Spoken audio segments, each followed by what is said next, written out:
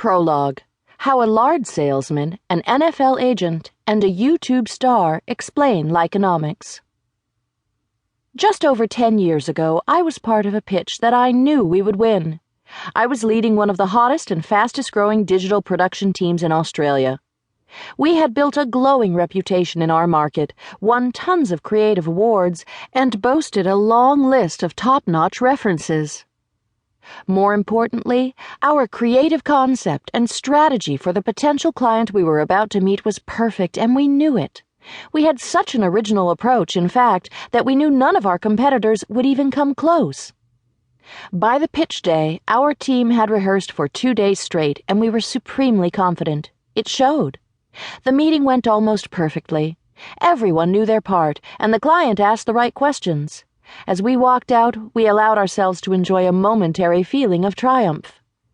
We were ready to take a victory call the next day and accept the client's business. It was just a matter of time. Like clockwork, we got the call the very next day as expected. Only the outcome wasn't what we expected. We had lost. In the weeks afterward, our team went back over every step. What did we get wrong? How could we have lost? We simply couldn't understand. It was one of those rare situations where if we had the chance to go in and pitch again, we wouldn't have done anything differently. We longed to know the amazing idea that we lost against. Unfortunately, we never got a good answer. It was the first time in my career when I learned the frustrating lesson that sometimes you lose and never really get to know why.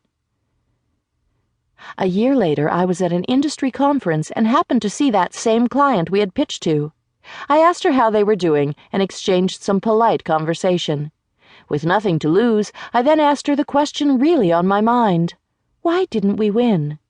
She looked at me and told me something I have never forgotten. You guys had great ideas, and they did too, she admitted. Honestly, we chose them because we just liked their team better. We wanted to work with them. It didn't seem fair. It still doesn't. But now I understand. Since that time, I have had countless pieces of business won or lost over this single metric of team chemistry, but relatively few clients with the personal insight and ability to understand or admit how critical this piece was to their decision. The fact is, the significance of this goes far beyond just the world of business. People trust and choose to believe people they like. We all choose our friends and teammates for everything from work to hobbies based on likability. Relationships, not logic, power almost all of our decisions. In order to be more believable and more trusted, you need to be more likable. That is the simple idea behind this book. To see why this idea matters so much, let's begin the journey by going backward in history to 1912 and a dusty classroom in Harlem, New York, where one of the most enduring philosophies of modern business was first born, even though no one there that night knew it. The Lard Salesman.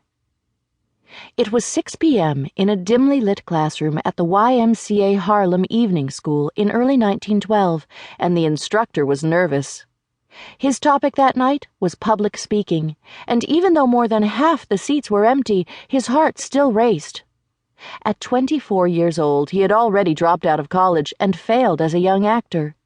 His only modest success in his short career so far had been rising to become the #1 salesman of the highest quality tins of lard, yes, lard, in western South Dakota. That night he had walked to the classroom from his small, roach-filled apartment in a part of New York City that easily lived up to its nickname of Hell's Kitchen. He certainly didn't look too well, as his biographers would later write. You could tell he had come upon hard times, as though one warm bowl of soup might have been enough to restore an appearance of health.